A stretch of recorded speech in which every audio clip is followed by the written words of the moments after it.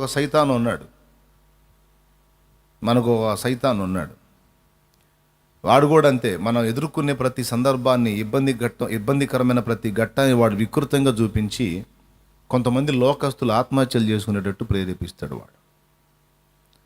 ఇక ఈ ఈ సిచ్యువేషన్లో నువ్వు బయటపడే ప్రసక్తే లేదు, ఇక అనవసరం, ఇక నీకు లైఫ్ లేదు, చచ్చిపో.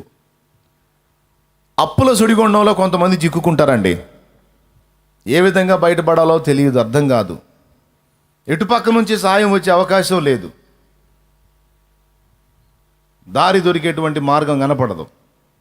అలాంటి సందర్భంలో పురుగు మందు దాగి కొంతమంది ఆత్మహత్యలు చేసుకున్నారు. ముఖ్యంగా రైతులు కానీ, సామాన్య ప్రజలు కానీ అందరూ. ఎందుకని? అప్పులోళ్ళు రోడ్డుకు లాగేస్తారు, ఆ అవమానాలు తట్టుకొని బతికే కంటే ప్రాణం తీసుకుంటే పోయిద్దని ఆత్మహత్యలు చేసుకున్నారు. నా దగ్గర ఇలాంటి న్యూస్ వస్తే చెప్తా. చావాలనుకుంటున్నావు, చావాలంటే గొప్ప తెగింపు, ధైర్యం కావాలి కదా. కావాలి. అదేదో సమస్య మీద పెట్టు, అవసరమైతే ఎదిరించు సమాజం మొత్తాన్ని, నిలబడో. చచ్చినందున నిన్నేం గనుడు అనుకోరు. మా డబ్బులు తీసుకున్నాడు, ఇవ్వలేక సచ్చాడు దరిద్రుడని చచ్చినా కూడా శాపం పెడతారు, తిడతారు. కష్టము నిష్ఠురము వాళ్ళందరిని ఎదిరించి నిలబడి వాళ్ళందరికీ కొంచెం టైం తీసుకొని, అవసరమైతే చట్టాన్ని ఆశ్రయించైనా సరే కొంచెం టైం తీసుకొని వాళ్ళందరికీ తర్వాత అయినా సరే ప్రతి రూపాయి కట్టిపడేసాయి. కొద్దిగా టైం తీసుకో. వెంటనే వాళ్ళు టైం ఇవ్వరు, మొత్తం వచ్చి ఉప్పెనలా ఎగబడతారు. అవసరమైతే చట్టాన్ని ఆశ్రయించైనా సరే వాళ్ళ ద్వారా వీళ్ళని కొద్ది కాలం టైం ఇప్పించేటట్టు చేసుకొని కష్టపడి వాళ్ళందరికీ తీర్చే అవకాశం ఉంది. దానికోసం సచ్చే అవసరం లేదని ఏదో నాకు తగ్గ ధైర్యం నేను చెప్పి, ఆలోచన చెప్పి కొంతమందిని పంపించాను, కాపాడుకున్నాను దేవుని కృపలో. హల్లెలూయా. అప్పుల సమస్య ఒక్కటే కాదుగా, రకరకాల సమస్యలు ఉన్నాయిగా. అయితే సౌలు దావీదుకి కళ్ళ ముందున్న సమస్య యొక్క వికృతత్వాన్ని మాట్లాడుతూ, గాంభీర్యాన్ని గురించి మాట్లాడుతుంటే, అంటే సౌలు తన కళ్ళ ముందున్న సమస్య వైపు చూస్తున్నాడు. కానీ వెంటనే దావీదేమన్నాడు తెలుసా? అవునండి అయ్యగారు, నేను కూడా చూశానండి, వాడు చాలా పొడుగున్నాడండి బాబు, మామూలుగా లేడు వాడు, అసలు పైనుంచి కింద దాకా కవచాలు వేసుకున్నాడు, వాడికి ఏదన్నా ఈట విసరాలన్నా కూడా కష్టమేనండి. నిజమేనండి, మీరు చెప్పింది నిజమే అయ్యగారు అన్లా. వెంటనే దావీదు వెనక్కి చూశాడు. వెనక్కి అంటే గతంలోకి. వాడేమో ఎంత పొడుగున్నాడు, అంతలా ఉన్నాడని వాడి గురించి సౌలు గొప్పగా మాట్లాడి ముందున్న సమస్యను గురించి హైలైట్ చేసి మాట్లాడుతుంటే, దావీదు గతంలో ఇలాంటి సమస్యకు పరిష్కారం ఇచ్చిన తన దేవుని వైపు చూస్తున్నాడండి. గతంలో తన పట్ల మహోన్నతుడైన దేవుడు జరిగించిన అద్భుత క్రియలను గుర్తు చేసుకుంటున్నాడు, సౌలుకు గుర్తు చేశాడు. నాకు తెలిసి దావీదు పలికిన మాటతో సౌలు నిజంగా మైండ్ ఎఫెక్ట్ రాకపోతే, మానసిక రోగిగా మారి ఉండకపోతే, తన బ్రెయిన్ కరెక్ట్గా పనిచేస్తే, చిన్నవాడా ఆగు నేనే పోతా యుద్ధానికి అనాల్సి ఉండే. ఎందుకు తెలుసా? దావీదు చెప్పాడు, రాజా నువ్వు వాడి గురించి చెప్తున్నావు, వాడు అంత పొడుగున్నాడు, ఇంతలా ఉన్నాడు, వాడి ఆయుధం ఎంత ఉందో అంత, ఇవన్నీ చెప్తున్నావు, ఇవన్నీ నాకు పట్టవు రాజా. 2 జాతులు కలిసిన ఒక భయంకర క్రూర మృగం ఒకటి నా గొర్రెపిల్ల జోలికి వచ్చింది. అలాంటి భయంకర క్రూర మృగం నా గొర్రెపిల్ల జోలికి వచ్చినప్పుడు అది తన నోట నా గొర్రెపిల్లను కరుచుకొని భక్షించుటకు తీసుకొని పోతుంటే, నేను దాని మీద పడి దాని నోరు చీల్చి దాని నోట నుండి నా గొర్రెపిల్లను రక్షించుకున్నాను.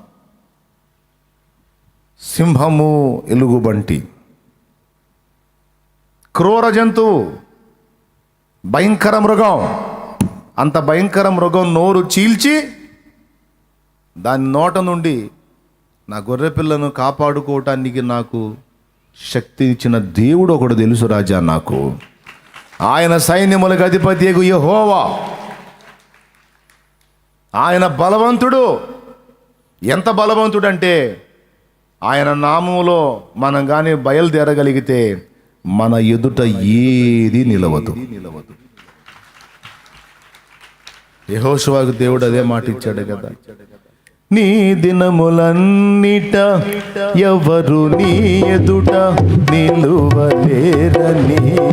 యెహోషువతో నీ దినములన్నిట ఎవరు నీ ఎదుట నిలువలేరని యెహోషువతో వాగ్దానము చేసినావు. వాగ్దాన భూమిలో చేర్చినావు. వాగ్దానము చేసినావు. వాగ్దాన భూమిలో చేర్చినావు. సర్వోన్నతుడా నీవే నాకు ఆశ్రయ దుర్గము. సర్వోన్నతుడా నీవే నాకు ఆశ్రయ దుర్గము. ఎవరు లేరు నాకు ఇలలో, ఎవరు లేరు నాకు ఇలలో. ఆదరణ నీవేగా, ఆనందం ఆదరణ నీవేగా, ఆనందం నీవేగా. హల్లెలూయా. నా దేవుడిని గురించి నాకు ధైర్యం ఉంది రాజా.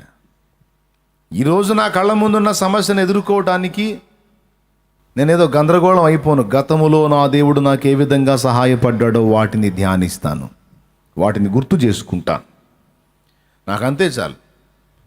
ఇంతకంటే ప్రమాదకరమైన పరిస్థితులు నా కళ్ళ ముందుకు వచ్చినప్పుడు, నా మీదికి వచ్చినప్పుడు, వాటన్నింటి నుండి కాపాడిన ఏ దేవుడు ఉన్నాడో నా దేవుడు, ఆయనే ఇదిగో ఈ ఘట్టంలో కూడా నాకు సహాయకుడు.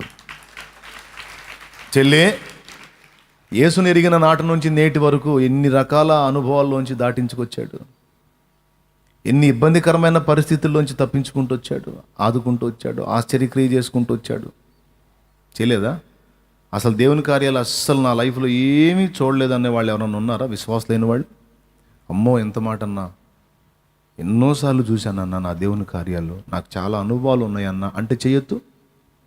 నిజంగా ఉన్నాయా? ఉన్నాయా? ప్రజెంట్ నువ్వు ఎదుర్కొంటున్నటువంటి సమస్యల విషయంలో నీవు విశ్వాసమందు స్థిరపడినట్లు, ధైర్యం తెచ్చుకున్నట్లు, విశ్వాసమందు బలము పొందునట్లు నీవు గతములో ప్రభువు నీకెట్టి కార్యములు చేసను వెనక్కి తిరిగి చూసుకోవాలి.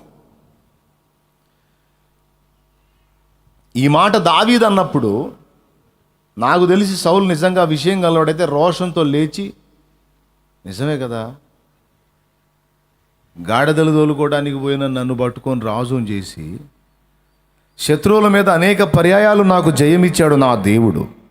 సైన్యములకు అధిపతిగా యెహోవా శూరుడగు నా దేవుని ఎరిగి ఉండి నేనేంటి దద్దమ్మలాగా ఇక్కడ కూర్చున్నాను?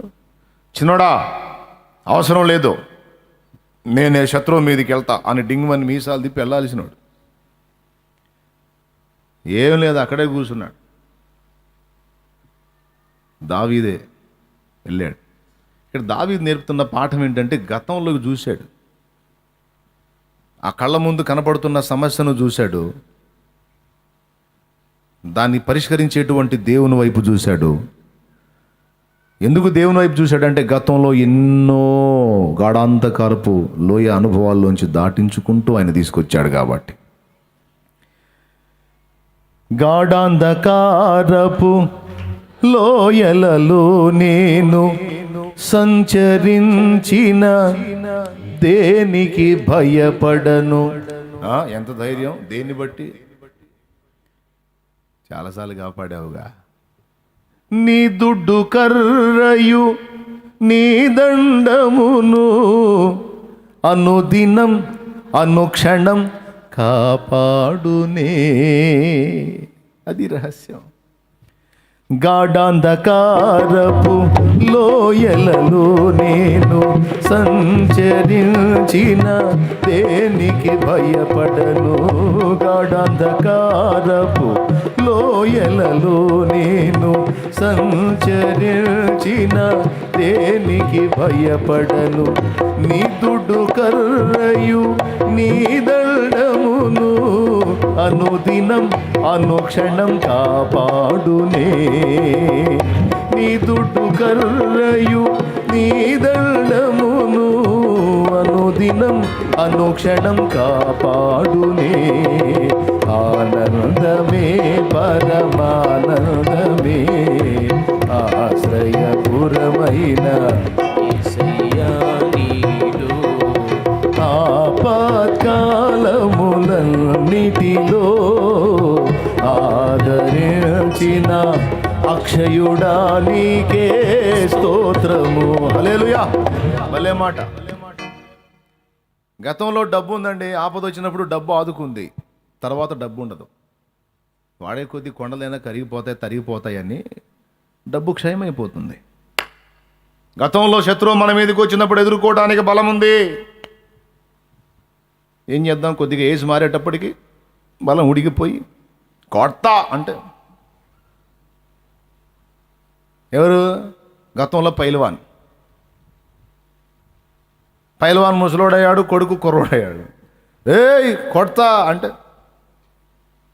అదే అంతకుముందు బాగా బలం ఉన్నప్పుడు ఆ డైలాగ్ అంటానికి ఎవడికి గుండె లేదు, ఎందుకంటే ఇతనే పట్టుకొని బాగుతాడు.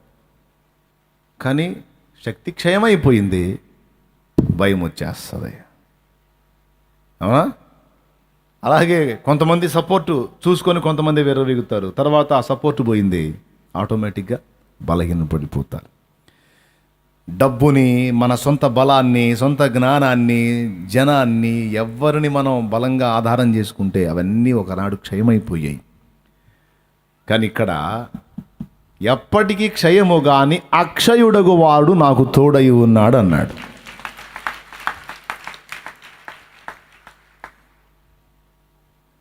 ఆపత్కాలములన్నిటిలో ఆదరించిన అక్షయుడా నీకే. బా, నువ్వు ఆధారం చేసుకున్నావా? అక్షయుడగు వాన్ని, క్షయమైపోయే వాటిని ఆధారం చేసుకున్నావా? అక్షయుడగు వాన్ని ఆధారం చేసుకుంటే నీకు ఎదురు ఉండదు. అక్షయుడగు వాడు నీకు ఆశ్రయమైతే, ఆధారమైతే నీ ఆనందానికి అవరోధమే లేదు. ఎంత భయంకర పరిస్థితి నిన్ను చుట్టుముట్టి ఆవరించినా అస్సలు తొణకవు. ఎందుకు?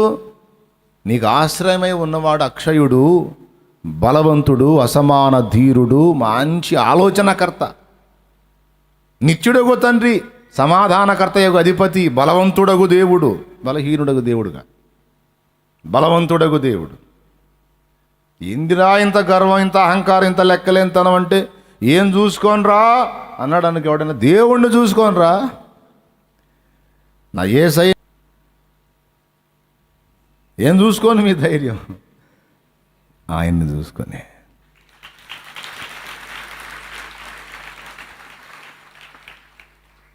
నా శత్రువుల ఎదుటే నీవు నాకు విందును సిద్ధము చేశావు. ఈరోజు నీ పతనానికి తోడ్పడి నిన్ను పాడు చేయడానికి చూసి దెబ్బతీసినటువంటి వాళ్ళందరూ అతిశయపడి ఆనందపడి, నీ ఇబ్బందిని చూసి మురిసిపోయే వాళ్ళందరూ నీ దృష్టిలో వాళ్ళు నీ శత్రువులు కాకపోవచ్చు, దేవుని ప్రేమను బట్టి నువ్వు క్షమించవచ్చు వాళ్ళని, కానీ వాళ్ళకి నువ్వు శత్రువు. మరి వాళ్ళే నిన్ను శత్రువుగా స్వీకరించినప్పుడు మరి నువ్వు మాత్రం వాళ్ళ మిత్రులుగా ఎట్లా స్వీకరిస్తావు? నువ్వు మిత్రులుగా స్వీకరిద్దామనుకున్న వాళ్ళు నిన్ను శత్రువుగా చూశారు కనుక తప్పదిక. కనీసం మానసికంగా నువ్వు వాళ్ళని శత్రువులుగా ద్వేషించి పగ సాధింపులు చేయకపోయినా వాళ్ళు నిన్ను శత్రువుగా స్వీకరించారు కనుక నువ్వు కూడా వాళ్ళని శత్రువులుగానే గుర్తిస్తావు. కాకపోతే ఆ ద్వేషాన్ని, ఆ పగను, ప్రతీకారాన్ని చూపించవు, దేవుని బిడ్డవు కదా. అయితే ఒక కార్యం ఏంటంటే, వాళ్ళందరూ ఆకలిగొని ఉండగా వారి ఎదుట నీకు విందు దేవుడు సిద్ధపరిచే ఘట్టం ఒకటి ఉంటుంది.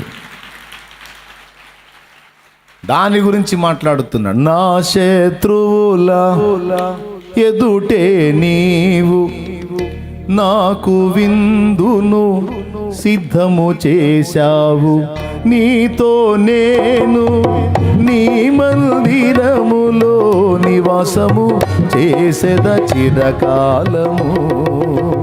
నీతో నేను నీ మందిరములో నివాసము చేసేద చిరకాలము. ఆనందమే పరమానందమే ఆశ్రయపురమైన యేసయ్యా నీలో. ఆనందమే పరమానందమే ఆశ్రయపురమైన యేసయ్యా నీలో. దేవునికి మహిమ. ఆర్థిక సమస్యలు అనే భయం తరుముతుందా? గతంలో ఎన్నో తప్పించాడు, ఇవ్వలేదా? గతంలో ఆదుకోలేదా?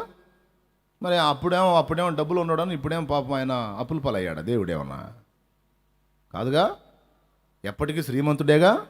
మరేంది అప్పుడేదో కాస్త ఉన్నాయిలే కానీ ఇప్పుడు పాపం అప్పులు అయిపోండిలా, దేవుడు కూడా యాడిస్తాడులే అని అంటావా?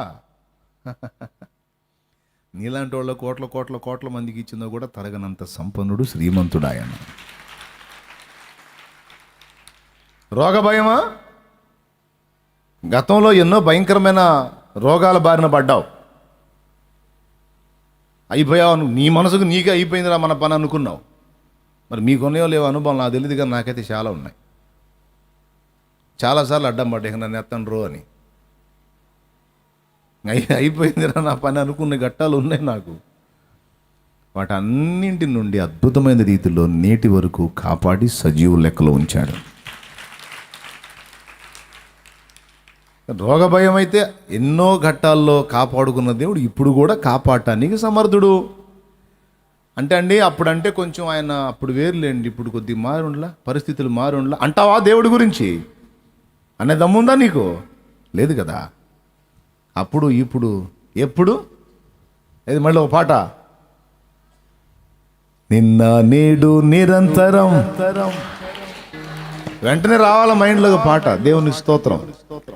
అంటే నేను ఒట్టిగా మాటలు చేతి గుర్తు ఉండని పాటలు పాడతా. కొంతమందికి అది కూడా విచిత్రంగా ఉంటుంది. అరే వీడు ప్రసంగంలో నాకు తెలిసి నేను వాడినన్ని పాటలు ఎవరు వాడరేమని నా డౌటు. దేవునికి మహిమ. ఎందుకంటే నా మెసేజ్ మొత్తం కూడా పాటలో లింక్ అయి ఉంటుంది, ఏదో పాట టచ్ అవుతూ ఉంటుంది దానికి, కాబట్టి పాడుతూ ఉంటాను. మీకేం ఇబ్బంది లేదుగా, హ్యాపీ. నిన్న నేడు నిరంతరం మారనే మారవు, నా జ్ఞాపకాలలో చెరగని వాడవు. నిన్న నేడు నిరంతరం మారనే మారవు, నా జ్ఞాపకాలలో చెరగని వాడవు.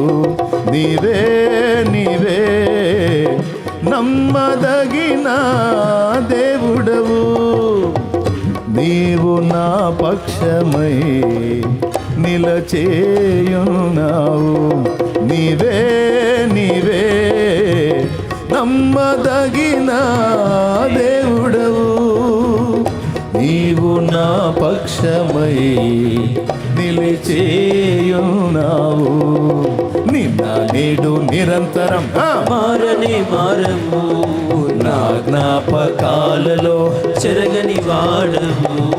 నిన్న నేడు నిరంతరం మారని మారవు, నా జ్ఞాపకాలలో చెరగని వాడవు. హల్లెలూయా.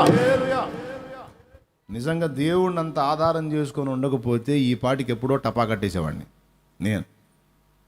అరే ఇన్ని టెన్షన్లు అనుకున్నా, ఒక్కటి అయినమైందిరా బాబు అంటే మళ్ళీ గుదుగుదుగుదుగుదుగుదని వచ్చింది ఒకటి. మళ్ళా కొద్ది రోజులు దాంతో కుస్తీ, అమ్మాయి దీన్ని ఒక దారి చేసాడు అని వచ్చేది. ఇదిగిదిగో ఇదిగిదిగో ఇదిగిదిగో ఇదిగిదిగో అలవాటు అయిపోయింది.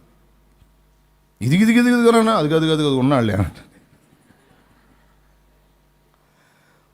లేకపోతే మెంటల్ హాస్పిటల్లో చేరటం, లేకపోతే టపా కట్టేయటం అయ్యేది. శుభ్రంగా మెంటల్ హాస్పిటల్లో చేరి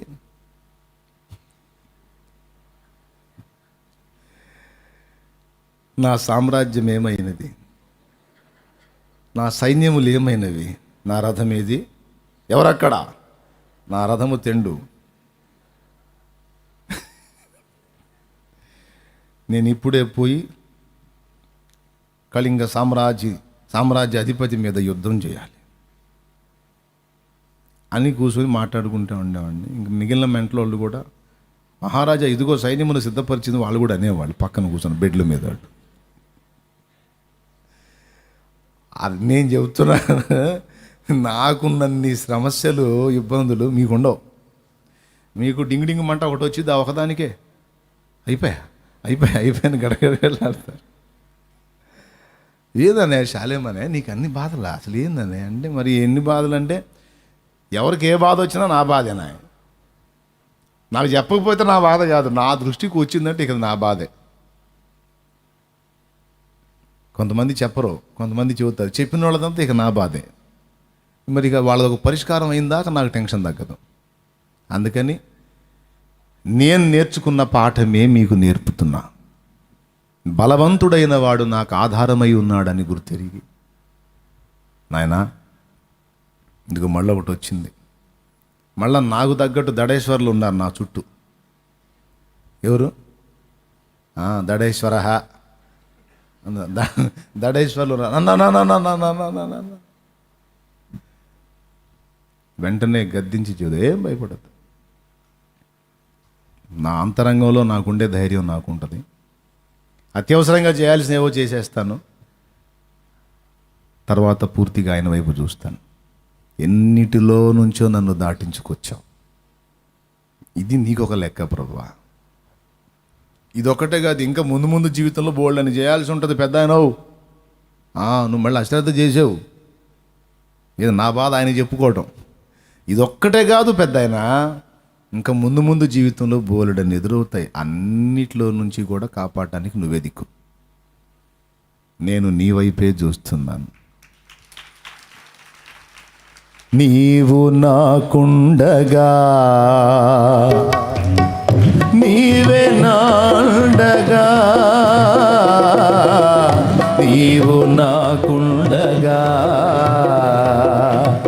నీవే నాండగా, నీవే నా ఆత్మదాహము తీర్చిన, వెంబడించిన బండవు నీవేనా, నీవేనా, నీవేనా, నీవేనా ఆత్మదాహము తీర్చిన, వెంబడించిన బండవు. కలవరపడినే కొండల వైపు నా కన్నులేతుదునా,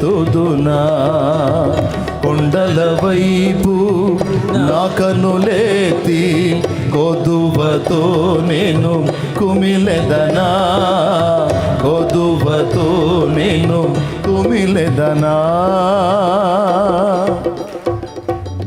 సూపర్ పాట. సర్వకృపానిధివే, సంపదల ఘనివి, సర్వకృపానిధివే,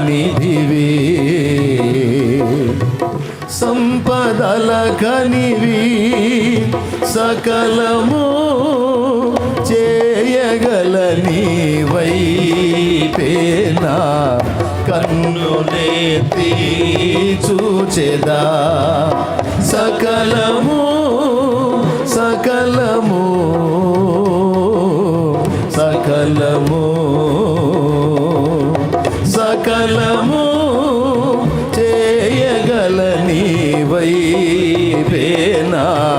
కన్నులెత్తి చూచెదా, కొండల వైపు నా కన్నులెత్తి, కొదువతో నేను కుమిలెదనా, కొదువతో నేను కుమిలెదనా.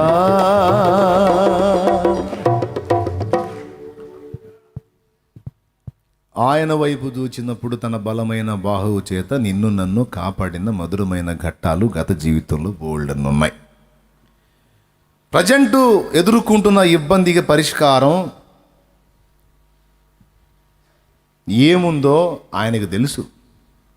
కాబట్టి గతంలో ఆయన చేసిన కార్యాలను దావీదు గుర్తు చేసుకున్నట్టు గుర్తు చేసుకో. నీ విశ్వాసం దెబ్బతినదు, నువ్వు టెన్షన్ ఫీల్గా. ఇన్ని దాటించిన నా దేవుడే ఈ మెట్టు కూడా దాటిస్తాడు. అవన్నీ అంటే వేర్లే అన్నయ్య, ఇది వేర్లే అన్నయ్య అంటే దేవుడి ముందు అంటావా? నా ముందను ఆ మాట నడిచింది మనిషిని కాబట్టి. నా ముందు అనమ్మా, నా ముందు అన్న ఆయన ఆ మాట నడుస్తుంది మనిషిని కదా. కొన్ని చేయగలుగుతా, కొన్ని చేయలేను, కానీ దేవుని ముందు అనొద్దు. ఎందుకంటే దేవుడు ఎప్పటికీ బలవంతుడే. ఆయన ఎప్పటికీ బలవంతుడు. ఆయన బాహుబలం వీసుమంతా కూడా తగ్గదు తగ్గదు తగ్గదు. కాబట్టి ఈ మొట్టమొదటి మాటలో మీకేం అర్థమైంది? వెనక్కి చూసుకోవాలా లేదా? దేనికోసం చూసుకోవాలి?